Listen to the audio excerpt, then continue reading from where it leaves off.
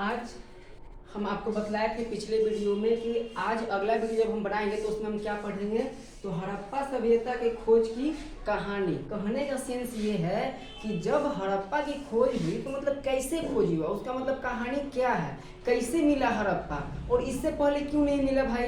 तो इसका हम लोग आज कहानी देखने वाले हैं कि हड़प्पा सभ्यता के मिलने के पीछे आखिर इसका क्या स्टोरी है, क्या कहानी है। तो चलिए हम लोग देखते हैं।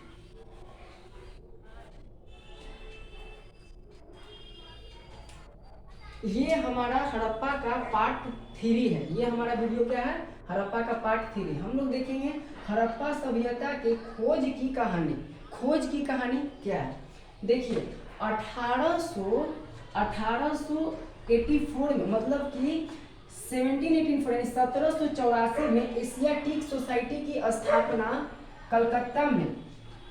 ये स्थापना के समय में सर विलियम जोस कलकत्ता में क्या कर रहे थे, एशियाटिक सोसाइटी की स्थापना कर रहे थे। किस ईस्वी में, किस डेट क्या है उसका, तो 1784 में। तो ये जब कलकत्ता में जब एशियाटिक सोसाइटी की जब ये स्थापना कर रहे थे, मतलब बना रहे थे, तो उस समय इनको थोड़ा बहुत कुछ साक्ष्य मिला, ठीक है।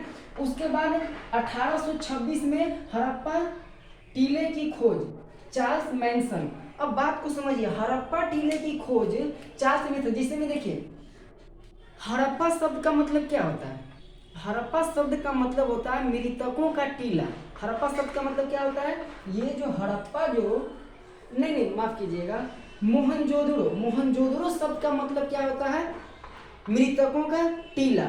यहाँ पे क्या कह रहा है, यहाँ पे कह रहा है कि हड़प्पा टीले की खोज चार्ल्स मैनसन हड़प्पा टीले का क्या किए, ये खोज किए। 1856 लाहौर से कराची, ये बहुत इंपॉर्टेंट है। 1856 क्या है, बहुत ही इंपॉर्टेंट है। लाहौर से कराची रेल लाइन बिछाने के समय, मतलब लाहौर से कराची के, मतलब लाहौर और कराची के बीच में जो लाइन बिछ रहे थे, लाहौर से लेकर कराची तक के, वो जो रेल लाइन बिछ रहे थे वो किनके नेतृत्व में बिछ रहे थे, तो रेल लाइन बिछने के संबंध में जब ये रेल लाइन बिछ रहा था तो हुआ क्या, देखिए जब रेल लाइन बिछ रहा था तो बहुत सारी चीज़ों की खुदाई हुई। मतलब कुछ चीज़ें थी जिसको हटाना पड़ता था, सीधा करना पड़ता था, कहीं गड्ढा करना पड़ता था, कहीं पे मिट्टी भी भरना पड़ता था रेल लाइन के पटरियों को बिछाने के लिए। तो ये जब रेल लाइन बिछ रहा था ना, तो जब कुछ चीज़ों को हटाया गया तो ईटा मिला। क्या मिला, ईटा मिला या कुछ और भी अवशेष मिले। तो बात को पूरा बताया तो उसका फिर इसका हम पूरा एक बार आप लोग को बता देते हैं। अब हो गया 1861, ये 1861 एग्जाम में आता है, इसमें लगा लीजिएगा, ये बहुत ही इंपॉर्टेंट है। 1861 आपका एग्जाम के परस्पेक्टिव से इससे क्वेश्चन पूछता है, कह रहा है कि भारतीय पुरातत्व विभाग की स्थापना, और ये स्थापना किसने करा भाई, तो अलेक्जेंडर कनिंघम ने। आपसे पूछ देगा कि भारतीय पुरातत्व विभाग की स्थापना कब हुई, तो 1861 में। किसके नाम पे भैया, किसने करवाया, तो अलेक्जेंडर कनिंघम ने करवाया, ठीक है। उसके बाद है 1921 में हड़प्पा की खोज दयाराम साहनी। आपको हम पहले बता देते, पिछले वाले वीडियो में हम बता चुके हैं कि हड़प्पा की खोज किसने की है, दयाराम साहनी ने की है। और मोहनजोदड़ो की खोज किसने की है, राखलदास बनर्जी ने की है। तो 1921 में हड़प्पा की खोज, 1922 में मोहनजोदड़ो की खोज। मोहनजोदड़ो शब्द का मतलब होता है मृतकों का टीला। मोहनजोदड़ो शब्द का मतलब क्या होता है, मृतकों का टीला। तो देखिए ये हमारा अभी जो हम लोग का जो इतिहास पढ़ना था कि कैसे मिला, वो हो गया। ये दोनों अलग है थोड़ा ना। अब समझ लीजिए कि आखिर जब थोड़ा बहुत अवशेष 1784 में ही मिल गया, तो फिर 1921, बाप रे कितना साल का गैपिंग है। इतना साल लोग इस पे ध्यान क्यों नहीं दिया। तो बात को समझिए, कोई भी टीचर ना आपको ये नहीं बताएगा, आप किसी भी वीडियो को देख लीजिएगा, ये नहीं करेगा कि उसको पता नहीं होगा, लेकिन ये एग्जाम के परस्पेक्टिव से है नहीं। एग्जाम में वो ऐसा क्वेश्चन पूछता नहीं है, लेकिन कंपटीशन में ऐसा ही क्वेश्चन पूछता है कि जब अवशेष 1784, 1826, 1856 में ही मिलने शुरुआत हो गए थे, तो 1921 में फिर क्यों भाई इसका खुदाई किया गया, 1921 में ही क्यों इसको मतलब अच्छे तरीके से इस पे ध्यान दिया गया, और पहले इस पे ध्यान क्यों नहीं दिया गया। तो समझिए हमारे यहाँ क्या है, विदेशियों का यानी कि अंग्रेजों का क्या शासन है।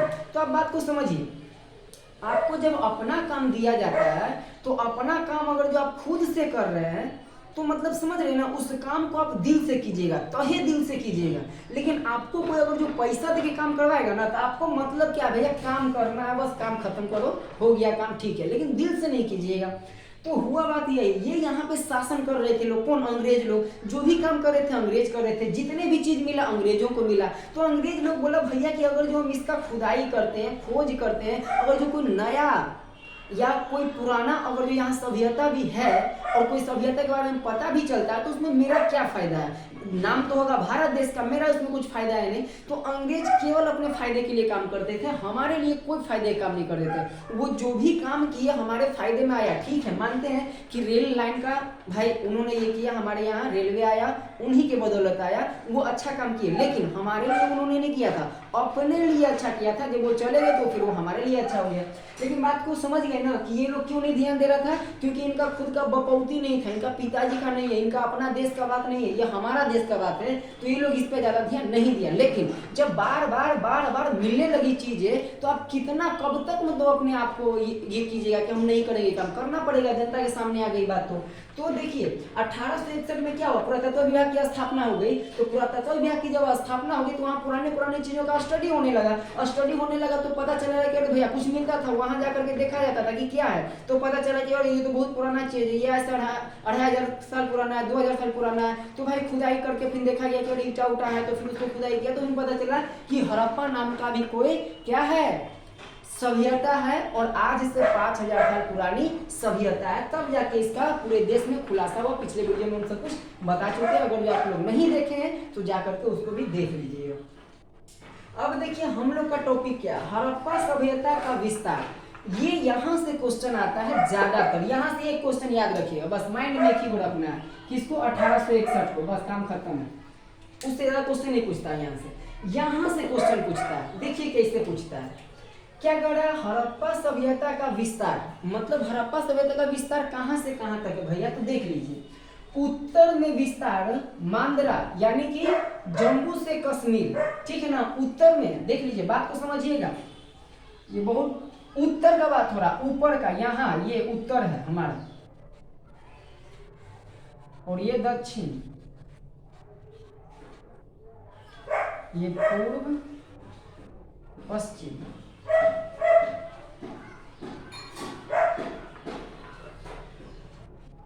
समझिए उत्तर में कहां तक, जम्मू से कश्मीर, जम्मू कश्मीर तक, ठीक है। उसके बाद कर रहा है दक्षिण में कहां तक भाई, दक्षिण में विस्तार कहां से कहां तक है, तो दयामाबाद महाराष्ट्र। देखिए दयामाबाद जो जगह है वर्तमान में महाराष्ट्र में है, मांद्रा जो जगह है वर्तमान में जम्मू कश्मीर में है। तो पूछ देगा कि उत्तर में हड़प्पा सभ्यता का विस्तार कहां तक था भैया, तो दे देगा जम्मू कश्मीर, और नहीं तो दे देगा मांद्रा। दोनों में से कोई एगो मारना होगा, या फिर जम्मू कश्मीर मांद्रा देगा तो वही मारना होगा, और नहीं तो दोनों में से कोई एगो दे देगा ऑप्शन में, आपको जो देगा वो मारना पड़ेगा।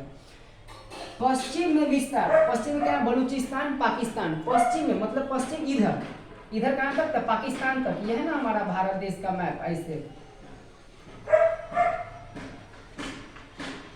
आता है इधर, यहाँ से इसे पाकिस्तान, इधर बलूचिस्तान पाकिस्तान, यहीं पर है, ठीक है ना, इतना ही एरिया में मिला है पाकिस्तान में। 3 ठो मिला है, चरमोदरो, हड़प्पा और मोहनजोदड़ो, तीनों पाकिस्तानी में मिला है। तो पाकिस्तान में कहाँ, पाकिस्तान तो नाम है ना पूरा, तो जगह कहाँ, तो बलूचिस्तान में, एकदम एग्जैक्ट जगह।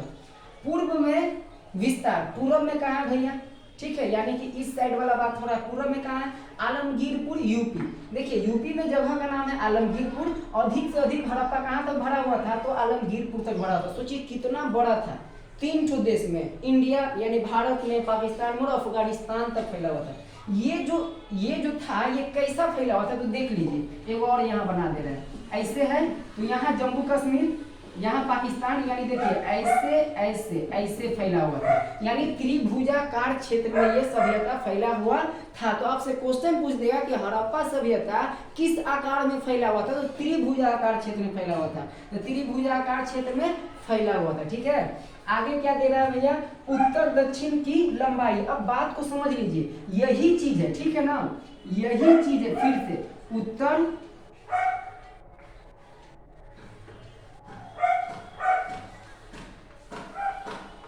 लीजिए,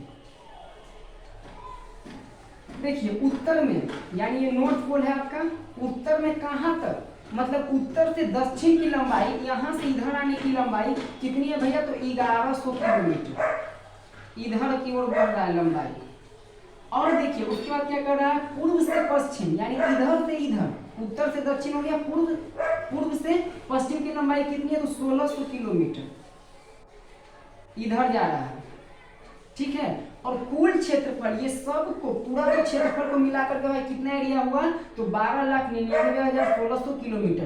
कुल क्षेत्रफल कितना है, 12,99,1600 किलोमीटर। देखिए उत्तर से दक्षिण की लंबाई 1100 किलोमीटर, पूर्व से पश्चिम की लंबाई 1600 किलोमीटर, कुल क्षेत्रफल 12,99,600 किलोमीटर, ठीक है। ये 6 के जगह ना इतना भी दे देता है, लेकिन ये सब दिमाग में मत रखिए, ये अपडेट आते रहता है, ये यही देगा आपको एग्जाम में।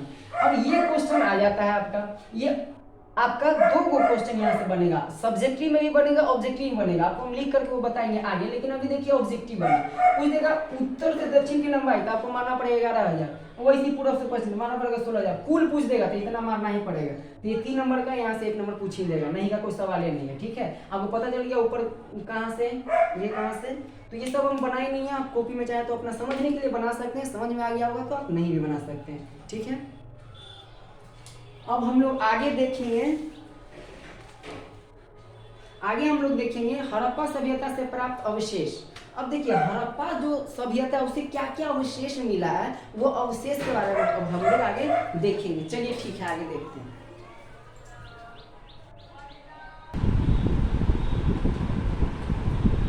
जैसा कि बतला रहे थे कि हड़प्पा सभ्यता से प्राप्त अवशेष।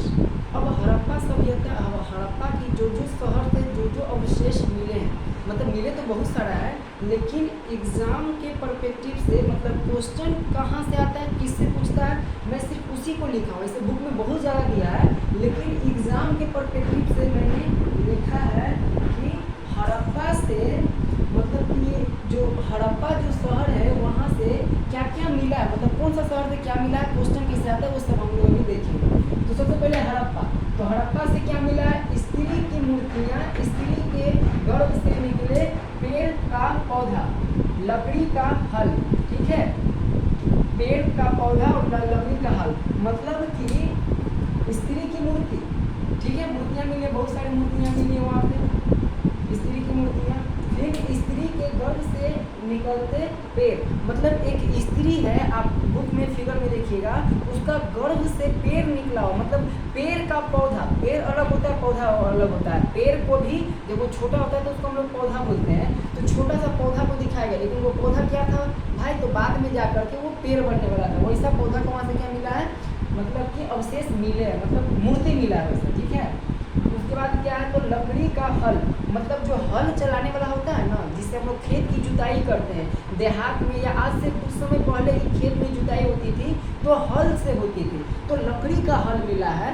मतलब डंडा जो होता है उसका तो बेसिकली लकड़ी का होता है, लेकिन जो फाड़ होता है, जो जमीन के अंदर धंसता है, वो लोहा का होता था, लेकिन उस टाइम लोहे का यूज नहीं करना जानता था लोग, इसीलिए लकड़ी का हल मिला है। क्या चीज़ का हल मिला है, लकड़ी का, मतलब फाड़ भी उसका लकड़ी का ही।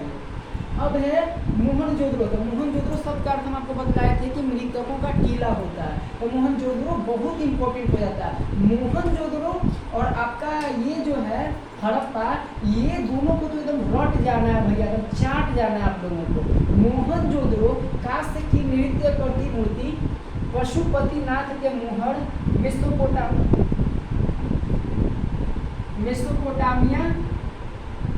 मेसोपोटामिया की मुहरे स्नानागार। तो देखिए ये जो स्नानागार है ना, ये पूछता है, ये पूछ देता है, कभी भी पूछ देता है, इसका कोई टाइम टेबल नहीं है कि स्नानागार के बारे में कब पूछ देगा, ठीक है। तो ये जो स्नानागार है, ये स्नानागार के बारे में ये कभी, मतलब ज्यादातर क्वेश्चन स्नानागार से ही आता है। मोहनजोदड़ो में स्नानागार से क्वेश्चन पूछ देता है कि विशाल स्नानागार कौन सा शहर से मिला है, मोहनजोदड़ो से मिला है। अन्नागार कहाँ से मिला है, मोहनजोदड़ो से मिला है। मृतकों का टीला किसे कहते हैं, तो मोहनजोदड़ो को कहते हैं। मोहनजोदड़ो को कब खोजा गया? तो 1922 में। किसने खोजा? तो राखालदास बनर्जी ने। ठीक है, तो मोहनजोदड़ो से और हड़प्पा से बहुत ज्यादा क्वेश्चन बनता है, इसीलिए मोहनजोदड़ो और हड़प्पा को तो एकदम चाट जाना भैया, रट जाना। आपको हम पहले ही बताते हैं कि कैसे याद करना, वो सब बता चुके हैं। चनहुदरो, तो चनहुदरो से देख लीजिए। चनहुदरो ऐसा है ना, मतलब स्त्रियों के लिए कैसे कहते हैं आपकी, मतलब लोग कहता है ना कि ब्यूटी पार्लर, समझ लीजिए चनहुदरो एक तरह से ब्यूटी पार्लर है। यहाँ स्त्रियों का जो भी सजने संवरने का सामान मिलता है यहाँ मिलता है चनहुदरो में। कुछ कुछ हम लिखे हैं, जिसमें लिपस्टिक, तो भाई लड़कियों का चीज है सजने संवरने के लिए। बैलगाड़ी मिला, सबसे बेसिक वाला चीज है कि बैलगाड़ी क्वेश्चन पूछ देता है। लिपस्टिक वगैरह ये सब तो आपका कंपटीशन का है, कभी कदार पूछता है ये सब। बैलगाड़ी पूछ देता है कि बैलगाड़ी भैया कहाँ से मिला है, तो बैलगाड़ी हमको चनहुदरो से मिला, ठीक है ना। बैलगाड़ी वाला क्वेश्चन चनहुदरो से मिला है। फिर हाथी दांत का तराजू, फिर किसका? हाथी दांत का तराजू, मतलब यहाँ पर हाथी के दांत का क्या मिला है? तराजू मिला। सोचिए पहले लोग तराजू भी हाथी के दांत के रखते थे। लोथल से क्या मिला था? आपको हम पहले ही बताया, लोथ है तो क्या है यहाँ? बंदरगाह है। बंदरगाह को क्या बोलते हैं? गोदीपाड़ा। और है ये कहाँ, कौन सा राज्य में? तो गुजरात में है। तो ये सब याद रखना है। डाकघर, यहाँ से क्या मिला? लोथल से डाकघर मिला है। फारस की मुहरे और चावल के दाना, तो ये पूछता है बाबू कि चावल के दाना कहाँ मिला है?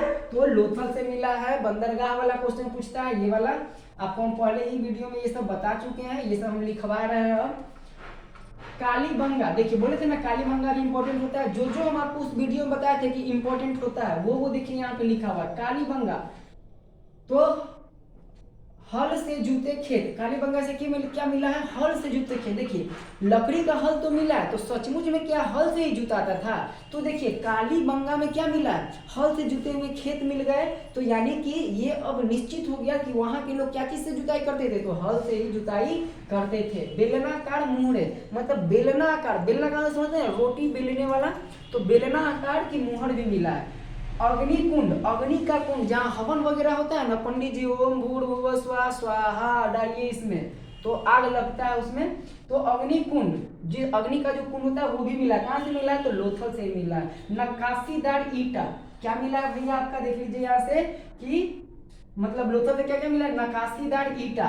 तो नक्काशीदार ईटा मतलब ईटा में, सोचिए ईटा में भी कलाकृति, कितना अच्छी बात है कि ईटा में भी डिजाइन बना बना करके ईटा को मतलब उस टाइम के लोग यूज किया करते थे। ठीक है, तो ये हो गया चावल के थी। और यहाँ देखिए ये हो गया कालीबंगा का, यहाँ से मिल गया आपको।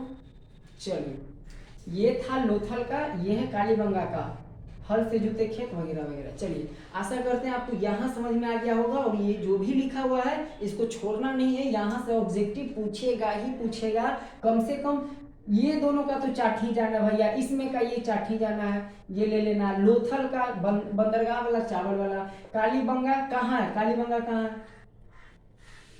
देखिए ये दोनों में ना राजस्थान और गुजरात, यही दोनों में इसमें कंफ्यूजन रहेगा, रख लीजिएगा। ये नक्काशीदार ईटा वाला रख लीजिएगा, ठीक है, नक्काशीदार ईटा यहाँ से पूछ देता है। अब हम लोग का टॉपिक है धार्मिक जीवन। अब बात को समझिए, हमारा टॉपिक ये खत्म हो गया, हड़प्पा सभ्यता से प्राप्त अवशेष, मतलब पुराना चीज जो मिला है हम लोगों ने उसको देख लिया। अब हम लोग क्या देखेंगे? धार्मिक जीवन, मतलब उस समय के जो लोग थे वो कैसे धर्म को मानते थे, किन किन देवी देवताओं को मानते थे, वो सब हम लोग देखेंगे। तो देखिए मातृ देवी की पूजा, किनकी पूजा कर रहे हैं भैया? तो मातृ देवी की पूजा कर रहे हैं ये लोग। मातृ देवी यानी धरती की देवी, धरती को ही ये लोग माता कहते थे। और आप एक बात जान लीजिए कि हड़प्पा सभ्यता मातृ सत्तात्मक थे। मातृ सत्तात्मक यानी माता को वहां पे ज्यादा रिस्पेक्ट दिया जाता था, ठीक है, क्योंकि वहां जो भी चीज देखिएगा आपको माता पे ही मिलेगा। जैसे में गर्भ से निकला पेड़ वो भी माता का ही है, ठीक है, मातृ देवी, हर चीज वहां, मतलब स्त्रियों का सम्मान बहुत अच्छा था। इससे ये पता चलता है, हिस्टोरियन लोग कर रहे हैं, ये हम नहीं करे, ठीक है, हमारा बुक कहता है। तो मातृ देवी, ठीक है। अब उसके बाद वृक्षों की पूजा हम आज भी करते हैं, वृक्ष की पूजा, वृक्षों की पूजा हम लोग आज भी करते हैं। जैसे में किसका भाई? तो पीपल का करते हैं, बरगद का, बहुत सारे मतलब पेड़ का हम लोग क्या करते हैं? पूजा करते हैं। तो वृक्षों का पूजा। अब हो गया पशु की पूजा, मतलब पशु मतलब क्या? हम लोग देखते हैं ना बैलगाड़ी, बैल वगैरह को पूजा करते हैं। तो कुबड़ वाला बैल, कुबड़ वाला जिसका यहाँ निकला हुआ होता है ना, कुबड़ टाइप का, इसे टाइप का, वही कुबड़ वाला बैल विशेष पूजनीय, मतलब ये विशेष पूजनीय था, मतलब इसको मतलब रिस्पेक्ट खास कर मिलता था, अलग से रिस्पेक्ट मिलता था, ठीक है, ये कुबड़ वाला बैल को। स्वस्तिक मतलब स्वास्तिक आप लोग बनाते हैं ना, स्वास्तिक देख लीजिए, जैसे मैं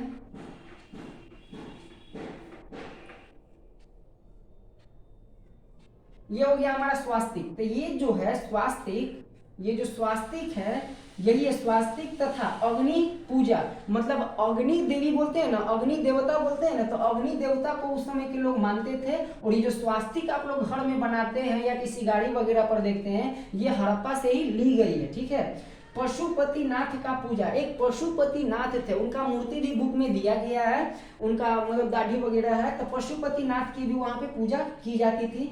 अंधविश्वास जिसमें आज आप लोग देखते हैं कि कैसे होता है जादू टोना वगैरह वगैरह, अरे वो नजरा दे ले, अरे वो तो डायन हो, ऐसे लोग बोलते हैं ना, तो वही मतलब अंधविश्वास जैसे चीजें भी उस समय में थी। जैसे में तंत्र मंत्र जादू टोना, ठीक है, तंत्र मंत्र और जादू टोना जैसा व्यवस्था भी था।